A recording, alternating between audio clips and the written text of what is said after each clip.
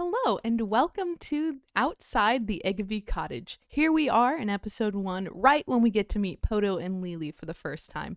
Here they are just sitting on this lovely porch, and let's just take a look around. We're using the Unreal Engine. This is the software we use to basically put together all our animation, all our backgrounds, all our beautiful FX, everything you could possibly think of. This is where we kind of slap it all together, and then we give it to our editors who put in all our beautiful noises, the songs, all of it. So if you see here, let's just watch the sequence play out.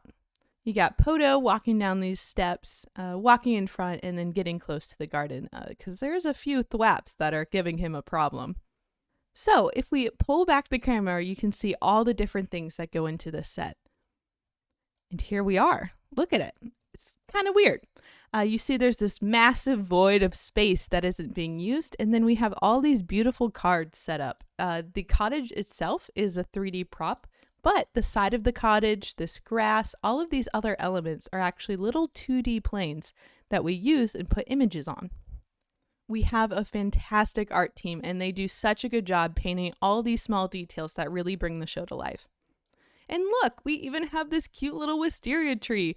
Maybe they're grapes, maybe they're wisteria, whatever it is, it's adorable.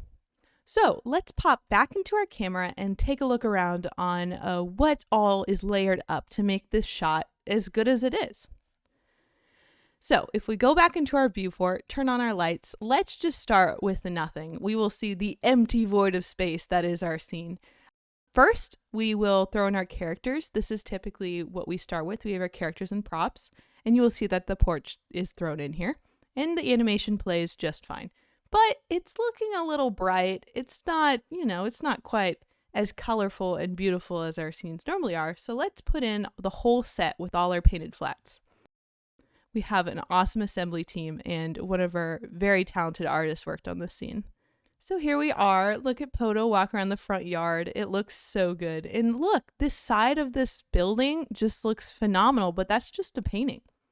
Next up, it's pretty important to turn on our lighting, so we'll start doing that. And we'll just put on a bit of color correction that's going to darken underneath this porch here. So this is just an element of the scene that we have. This color correction, basically, we can turn up and down contrast, global values, all these sorts of different elements to make this dark, make this light. There's a lot of things we can do with this color correction. But for here in this scenario, we can just get the darkness on the bottom of the porch and make it look like it's in shadow, like the day is so bright and there's this nice cool area under the porch. Next, and the final element that we like to do is add shadows under our characters so they look grounded into the world. This is one of the most fantastic ways to make your scene look like the characters aren't just floating there, that they're included in the cards, and especially when we have all of these background cards, it's really important to get the characters grounded. So this is the scene. It's not too complicated. It's lovely how all these different cards are stacked, but it's such a fun little scenario, and I think Poto will be able to get a handle on all those thwaps that are bothering him. So thank you for watching. Fast to sleep, dark alone.